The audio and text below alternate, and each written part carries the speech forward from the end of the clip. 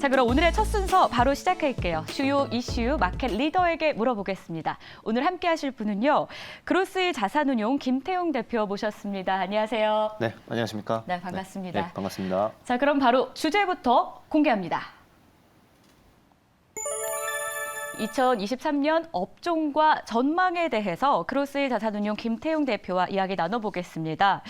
자, 한국 시간으로 어젯밤이었죠. 앞서 제가 오프닝 때도 말씀을 드렸는데 이 CPI 지수가 발표가 됐습니다. 상승률은 전년 대비 6.5%를 기록해서 1년 2개월 만에 라는 수치가 또 계속 눈에 띄고 있어요. 최저치를 기록했다는데 2월에 FOMC 금리 결정 전에 또 주요 마지막 지수라고 하다 보니 많이들 궁금해하고 앞으로의 전망에 대한 이야기들이 나옵니다. 전망 어떻게 보십니까? 네, 뭐 물가 6.5%는 딱 컨센서스만큼 나왔잖아요. 네. 그래서 이제 어느 정도 안도는 했는데 뭐 세부적으로는 보면은 서비스업 물가는 아직은 좀 불안한 상황인데 전체적으로 상업 물가나 이런 쪽들이 많이 떨어졌기 때문에 일단은 한시름 덜은 것 같습니다. 그런데 이제 미국 주식이 많이 못 오른 이유는 약간 기대가 좀 있었던 것 같아요. 미리 선제적인 기대가 있었던 것 같고요. 그리고 이제 바로 나오고 난 다음에 장이 굉장히 많이 출렁거렸거든요. 그래서 그런데 결과적으로 이제 나스닥이 상승으로 마감을 했고, 그리고 중요한 건 그 중에서도 시장 반응이 예를 들면은 비트코인 같은 주식도 비트코인도 올랐고요. 그 다음에 밈 주식이라고 하는 주식들 있지 않습니까? 그런 주식들도 굉장히 많이 올랐어요. 이제 그런 걸 보면은 사실은 이제 성장주들이 많이 오른 부분인데 어떤 금리 인상에 대한 리스크가 많이 완화됐다라는 그런 부분을 시장에서 반영을 하는 것 같고요. 그래서 그런지 이제 나스닥이 연초 이후로 한 5% 정도 올랐더라고요. 그리고 이제 특이하게 구리 가격도 계속 상승 중입니다. 그렇게 해서 이제 이렇게 보면은 결과적으로 이 물가를 해석하는 부분들은 조금 더 시간을 두고 봐야 되겠지만은 패드 와치로 해서 바로의 반응을 본다 그러면은 일단은 다음 달에 금리 인상은 한 25bp 정도 생각하는 것 같고요. 그 다음에 어떻게 보면은 3월 달에 금리 인상이 마무리된다라고 보는 이런 시각들이 패드 와치에 따르면 좀 많아진 것 같습니다. 그런데 이제 제가 그 골드만삭스라든지 전체적으로 글로벌 IB 리포트들을 보니까 그렇게까지 보는 것 같지는 않고 한 5월까지 보는 것 같습니다. 그래서 종합하면은 금리 인상이 3월 또는 5월 정도에 마무리되지 않을까 이제 이렇게 보고 있는 것 같습니다. 그렇게 예상하신다면 네. 인플레이션 둔화의 신호탄이다. 이렇게 생각해봐도 되는 걸까요? 그렇죠. 인플레이션은 계속 유가가 여기서 네. 더 빠지지만 않아도 상품 물가는 계속 떨어질 겁니다. 왜냐하면 전년 기고 효과들이 있기 때문에 좀 더 떨어질 거고요. 사실 이런 부분을 제일 빠르게 반영하고 있는 게 정책금리보다는 네. 시중금리예요. 아. 그러니까 이제 미국의 국채 10년물하고 그 다음에 정책금리를 제일 빠르게 반영하는 게 이제 국채 2년물 정도를 보면 되는데 이런 국채의 금리는 이미 많이 떨어졌죠. 떨어지고 있고 이번에도 2년물이 4.7까지 찍었다가 지금 어제 기준으로 4.15까지 떨어졌거든요. 그러니까 정책금리는 5%까지 올린다고 생각을 하고 있는데도 미리 이러한 시중금리는 선반영하면서 4.2까지 떨어졌다는 게 중요합니다. 그리고 실질적으로 경기에 영향을 주는 것도 정책금리로 돈을 빌리지 않잖아요. 시중금리로 빌리고 있기 때문에 그래서 이제 어쨌든 이제 시차가 정책금리보다 한 두세 달 정도 먼저 항상 움직였거든요. 그래서 이런 부분을 보면은 물가도 안정이 계속 되는 걸로 보고 있는 거고요. 동시에 시중금리가 그걸 반영을 하고 있다. 이렇게 보시면 될 것 같습니다.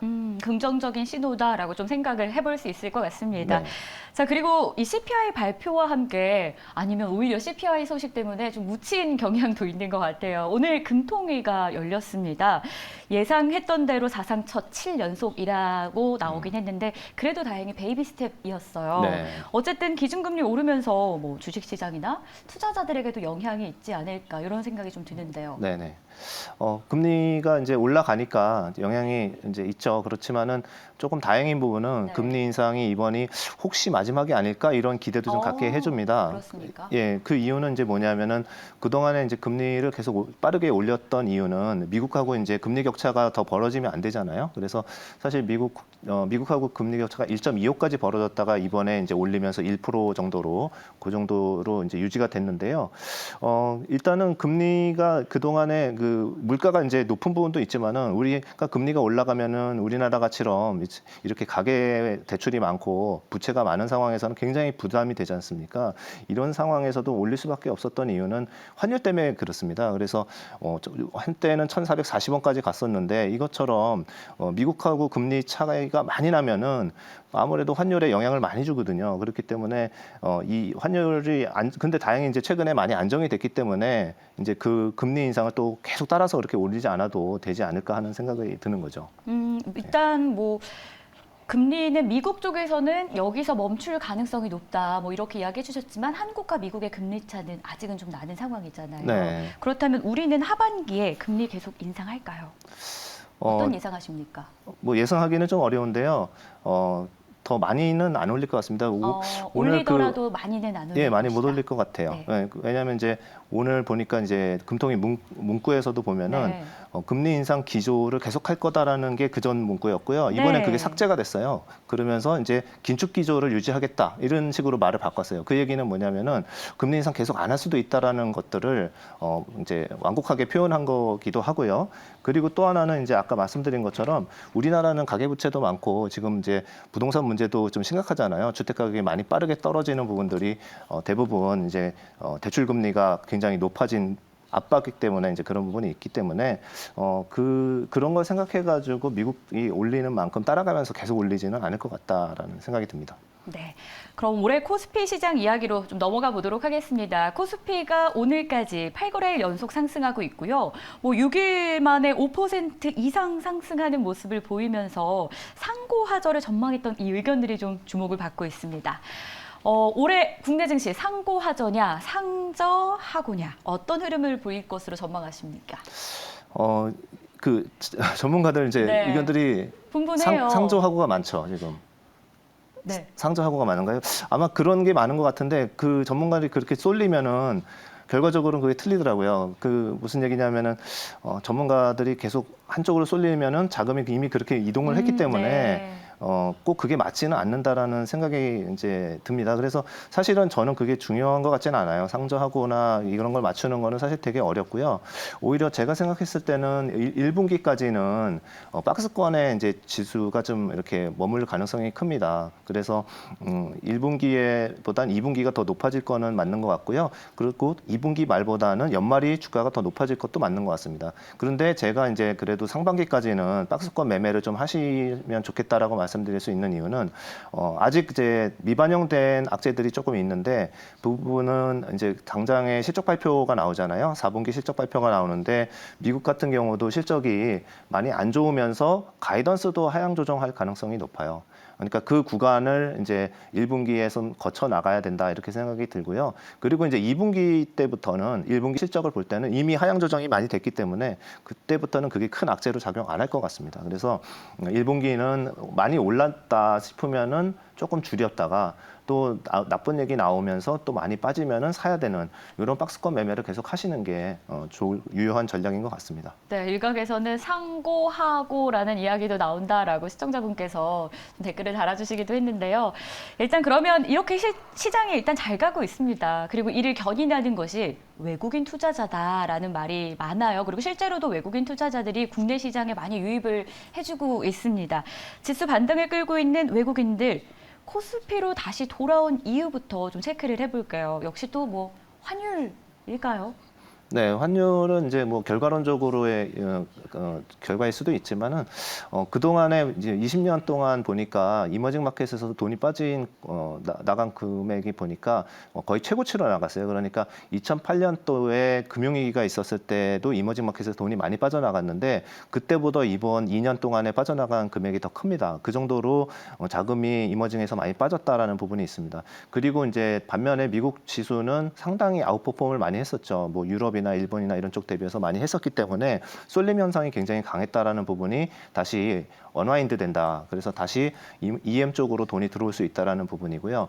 그리고 이제 최근에 몇 달간 보시면은 중국 쪽으로 외국인 자금이 많이 투자되고 있는 걸 보실 수 있습니다. 그 이유는 당연히 이제 중국은 계속 완화적 정책을 펴고 있었고 그런 부분도 있지만은 코로나라는 부분들도 이제 위드 코로나로 가면서 곧 중국의 소비도 좋아질 거라고 생각하는 부분이 있겠죠. 그래서 이제 중국에 투자를 늘리고 있는 거고요. 마지막으로는 중국 정부 같은 경우도 빅테크 때리기 계속했고 규제하던 부분들도 완전히 끝냈습니다. 그 부분을 끝내면서 그런 빅테크 주식들이 많이 반등을 하고 있습니다. 그렇기 때문에 일단은 중국으로 자금이 들어가는 부분이 있고 또한 한국도 중국의 경기 영향을 많이 받기 때문에 중국의 프록시로 생각하면서 동시에 한국으로도 자금이 좀 들어가고 있는 것 같습니다. 그리고 아나운서님께서 말씀하신 것처럼 사실 1,440원 갔을 때는 한국 주식은 너무 싸 보이거든요. 외국 입장에서. 그래서 그런 환율 효과도 좀 있는 걸로 이렇게 판단이 됩니다. 네, 그렇다면 이제 주제를 좁혀서 국내 증시의 업종 이야기도 해보겠습니다. 과거에 국내 증시 이 업종을 주도했던 것들을 꼽아본다면 차화정이라고 많이 이야기하잖아요. 자동차, 화학, 정유. 이 세 가지 섹터 23년의 재기를 노리고 있다. 뭐 이런 말들이 나오고 있습니다. 실적 개선에 나서는 완성차 제조 기업들, 그리고 흑자 전환을 이어갈 화학 업종. 여기에 정제 마진 초강세가 기대되는 정유사까지. 이 세 업종에 대한 전망 어떻게 보시는지요? 네, 뭐 죄송한 말씀이지만 다 좋게 말씀드리면 좋겠는데 네. 저희가 이제 아닙니까? 예, 분석을 해보니까 네. 차화정은 지금 테마하고 좀 딱 맞는 것 같지는 않습니다. 예, 그래서 이제 하나씩 말씀드리면은 자동차, 화학, 정유 중에서는 그래도 화학이 제일 낫다고 생각을 하고 있는데요. 그 이유는 뭐냐면은 화학은 롯데케미칼이라든지 대한유화나 다 작년에 적자를 기록했을 거예요. 왜냐하면은 유가가 많이 올라오면서 원재료 가격이 부담이 컸었고요. 그리고 중국 미 세계 경기가 둔화되면서 화학 제품 가격은 이제 중국에서 많이 쓰니까 이런 부분들이 사실은 상당히 어려움을 화학 제품 가격에서는 어려움을 가져왔었죠. 그렇지만은 지금 보시고 계신 거는 올해는 이미 유가가 많이 떨어지고 있고요. 그리고 원재료 가격이 싸지고 있다라는 첫째. 그 다음에 두 번째로는 중국이 리오프닝 하면서 중국의 소비가 늘어나는 부분이 예상이 되니까 이렇게 많이 눌렸던 화학 제품 스프레드는 좀 좋아질 거다 이렇게 보고 있습니다. 반면에 정유는 그 반대죠. 정유 같은 경우는 작년에 6년에 사상 최대 이익을 냈습니다. 뭐 S-오일이 3조 후반대 이익을 낸 것 같고요. 이런 식으로 이제 굉장히 많은 이익을 냈었기 때문에 올해는 조금 이제 화학에 비해서는 조금 정유가 슬로우할 거다라고 생각이 들고 있습니다. 그리고 마지막으로 자동차 같은 경우는 자동차는 이제 2년 동안 사실은 반도체 부품이 없어서 어떤 딜리버리에 이제 고생을 많이 했었죠. 그래서 이제 공급 부족이 현상이 있었는데 지금 그게 다 해소가 됐습니다. 그렇기 때문에 자동차 오히려 재고가 늘어났고 그리고 또 하나의 특징은 이제 자동차가 차가 모자르니까 그동안은 인센티브를 많이 줘서 결국은 차값을 차값을 높인 거죠. 높이는 효과가 있었기 때문에 ASP가 좋아서 마진이 좋았는데 이제 지금부터는 차가 충분하거든요. 그러니까 이제 그동안에 인센티브를 그동안에 많이 줬던 것들 이런 것들이 반대로 작용하면서 차량 가격이 결과적으로는 좀 빠지는 이런 현상이 나타날 겁니다. 그래서 이런 부분은 조금 조심해야 된다 이렇게 생각하고 있습니다. 전체 다 좋진 않을 것이다. 간략하게 예. 좀 정리해 보겠습니다. 그렇죠. 경기 네. 민감주는 경기가 아직은 안 좋으니까 경기 민감주는 조금 어렵다 이렇게 생각이 듭니다. 개선의 여지가 있다면 어느 정도 기간을 두고 좀 보면 좋을까요? 그래도 이제 하반기 이후는 괜찮을 것 같습니다. 올해 안에 그래도 네, 개선할 네. 수 있을 것이라는 전망 함께 이야기해 주셨습니다. 예. 자, 22년 작년 이야기입니다. 태조 이방원이 주도 섹터였었잖아요. 올해는 어떤 섹터들이 차화정을 비롯해서 태조 이방원까지 어떤 섹터들이 시장을 주도하거나 또 유망하게 떠오를 것으로 보시는지 궁금해요. 네, 사실은 섹터가 좀 많이 있습니다. 네. 근데 다 말씀드리면 헷갈리시니까 좀 요약해서 이렇게 군을 한번 제가 네. 해봤어요. 그러니까 첫 번째는 이제 성장주 쪽에서 좀 뽑아봤는데 성장주 중에서는 금리가 이제 정책금리는 아직 안 떨어지잖아요. 그렇지만은 시중금리는 아까 떨어진다고 말씀드렸었고요. 계속 시중금리는 조금씩 하락할 거로 보입니다. 그러면은 금리가 그동안에 올라가면서 피해를 받았던 주식들이 대표적으로 성장주들인데 거기에 대표주가 잘 아시는 네이버, 카카오와 같은 인터넷이었죠.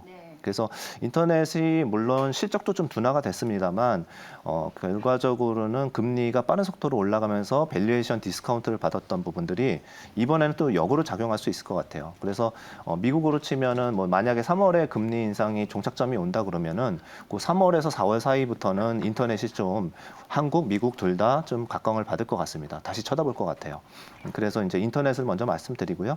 그 다음에 작년부터 꾸준히 좋게 말씀드렸던 부분이지만 인터넷 외 미디어, 엔터테인먼트, 그 다음에 뭐 카툰 같은 업종, 조그만 섹터긴 하지만은 이런 쪽도 최근에 이제 좀 다시 주목을 해야 된다고 생각하는 이유는요. 일단은 미디어, 엔터가 둘 다 생산량이 그 공급량이 늘어납니다. 그래서 우리 OTT의 넷플릭스와 뭐 이런 디즈니 플러스라든지 다양한 채널에서 그 방영하는 편수가 늘어나요. 그래서 전체적으로 한 20% 정도의 방송 편성이 늘어난다. 이런 부분들 때문에 실적이 좀 담보되는 것 같습니다. 그리고 하나의 더 군이 또 있다 그러면은 턴어라운드 관련주입니다. 그래서 턴어라운드 하는 중에서는 경기 관련주로 IT가 좀 있을 수 있고요. 그 다음에 반도체는 뭐 역대급 적자가 이제 올해 예상이 되지만은 반도체는 항상 거꾸로 움직였습니다. 그렇기 때문에 반도체 이익이 제일 나쁠 때 주가는 이미 상승하는 그런 패턴을 항상 보이고 있기 때문에 반도체는 뭐 연초부터 공략하셔도 좋을 것 같습니다. 그리고 마지막으로는 아까 잠깐 이제 화학 주식도 말씀드렸고요. 그리고 남은 거는 중국 리오프닝 관련주, 이런 뭐 카지노라든지 면세점 이런 쪽이 되겠죠. 그래서 이렇게 크게 보면 두 군으로 이제 정리를 하도록 하겠습니다. 네, 감사합니다. 연초부터 상승세를 보이는 국내 주식시장인데요. 그럼 마지막으로 투자자들이 어떤 전략을 가지고 이 시장을 대응해야 할지 좀 간략하게 정리해 주시죠. 네, 요약하면은 사실은 이제 굉장히 힘들었던 한 해였습니다, 작년에. 네. 그리고 한국은 1년 반 빠졌고 미국은 1년 빠졌습니다. 지금 2년 이상 빠진 애는 거의 없습니다. 그리고 지금 이제 거의 터널의 마지막 부분에 와 있는 것 같습니다. 그렇기 때문에 그동안에는 이제 안 좋은 뉴스 나올 때마다 사실은 매도하고 팔고 이렇게 리스크 관리를 했던 반면에 이제부터는 많이 빠지고 안 좋은 뉴스가 나오면은 그때부터는 저점 매수를 오히려 더 늘려나가는 이러한 시점이라고 생각하시고 조금 힘내셨으면 좋겠습니다. 감사합니다. 힘내셨으면 좋겠다라는 이야기를 또 오랜만에 들어보는 것 같습니다. 이렇게 응원해 주신 만큼 우리 시장도 잘 가면 좋겠고요. 오늘 해주신 내용들 저희가 투자에 잘 참고해 보도록 하겠습니다. 지금까지 그로스의 자산운용의 김태홍 대표였습니다. 말씀 고맙습니다. 네, 감사합니다.